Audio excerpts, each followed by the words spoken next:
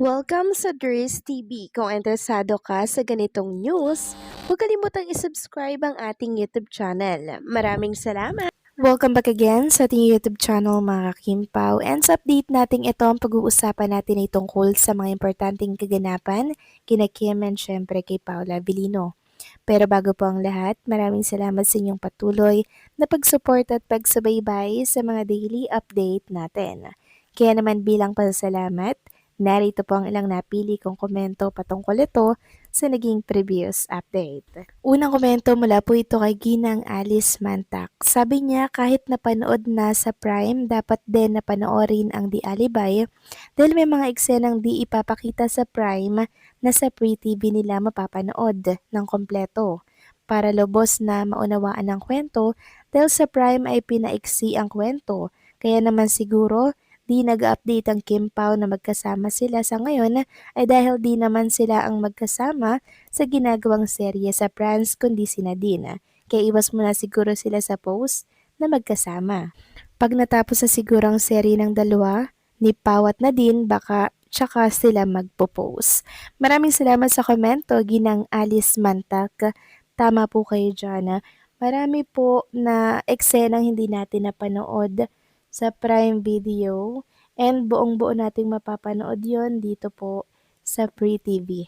Kaya sana kahit napanood na po ninyo sa Prime Video, suportahan pa rin natin sa Free TV mga Kimpaw and syempre sa online dahil malaking tulong yon kay Kim and Paula Avellino.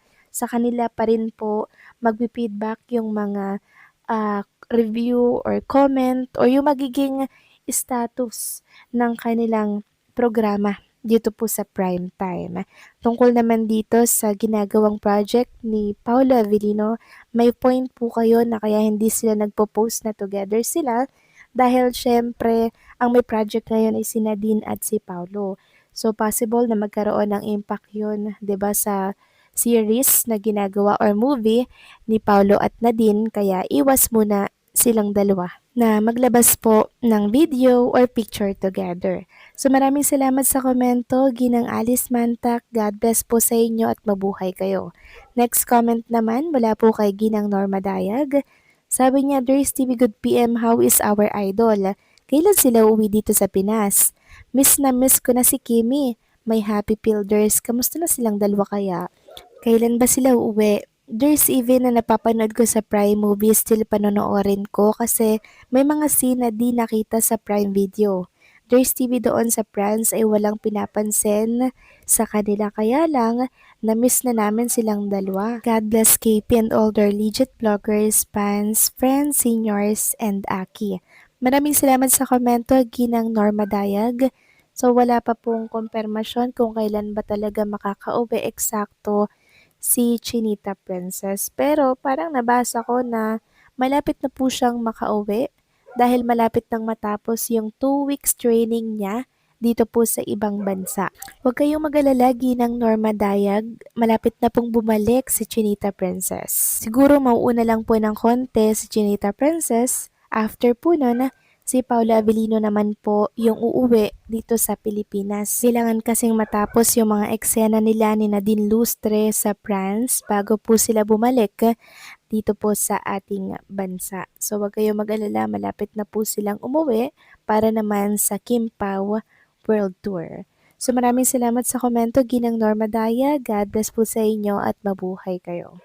So ito na nga, pag-usapan na natin ang mga balita po na nakalap natin sa gabing ito. Tunahin na nga nating pag-usapan ang tungkol dito sa mga post ni Paulo Avellino kahapon at nung nakarang araw. Marami po kasing nakapansin na yung mga post ni Paulo Avellino, may mga emoji na po, no?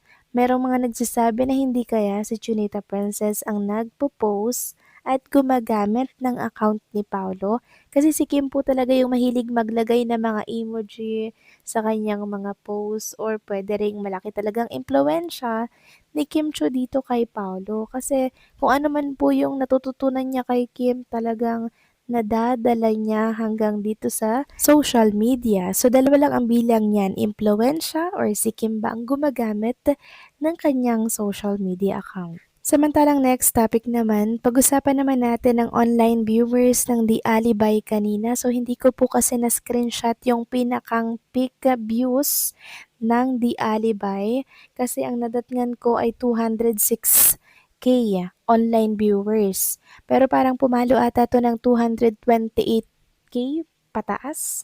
So ganyan po karami mga kakimpaw ang nanonood kanina. Kaya i-congratulate natin si Kim and Paolo dahil talaga namang namamayagpag ang kanilang programa. Meron din kasing nanonood sa Free TV, meron sa online, hati po kasi mga kakimpaw eh. Yung iba kasi ayaw po ng may mga advertisement. Sobrang dami kasing ads na inilalabas sa Free TV. Kaya yung iba, nag-ship na lang sa online, sa YouTube na lang sila nanonood. Pero malaking tulong po yun mga kakimpaw ha, sa programa ni Kim and Paolo, yung mga ads, lalo na kung pinapanood po ninyo. Samantalang next topic naman, pag-usapan natin itong bagong blessings kay Kim and kay Paolo Abilino. So official finalist po kasi sila for 6th annual Tag Victorious Awards. So kasama po dito ang Kim Pao.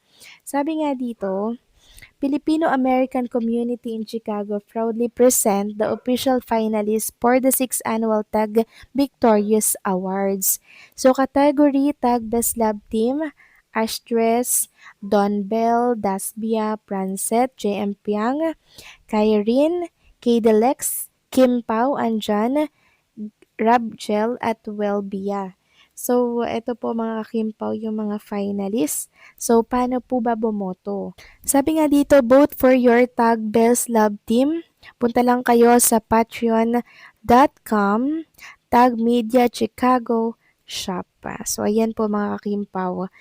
Gold, Silver, Bronze awardees for this category. Para yan sa 6 Tag Awards Chicago. Kaya suportahan natin si Kim and Paula Avellino para po dito. Gawin natin ang ating makakaya, okay? Samantalang next topic naman, pag-usapan naman natin ang tungkol nga po dito sa ganap kay Kim and Paulo. Nahihirapan po kasi ang ibang mga Kim Pao fans na isoko si Kim and Paulo. Sabi dito parang hindi kaya isoko mi. Kahit nga shooting din ni Paulo with Nads, wala na ding nakikita sino pa ang ibang cast na kasama. Pero nakita lang andun si Direk Dan and Direk Tonet. Pero si Kimi, saan kayang bansa siya? Sabi hindi Pinas. Hashtag di alibay bagay talaga title sa kanila. Yes mga kakimpaw, sobrang bagay sa kanila ang title na Di Alibay dahil talagang nag-aalibay at gumagawa po talaga sila ng way para po magkaroon sila ng quality time, para po syempre ma-enjoy yung private life nila. 'Di ba? Yan naman talaga yung inaalagaan nila mga kakimpaw, yung privacy na meron sila ngayon. So paano mga kakimpaw, hanggang dito na lamang po ang update natin at maraming salamat sa patuloy po na pagsuporta.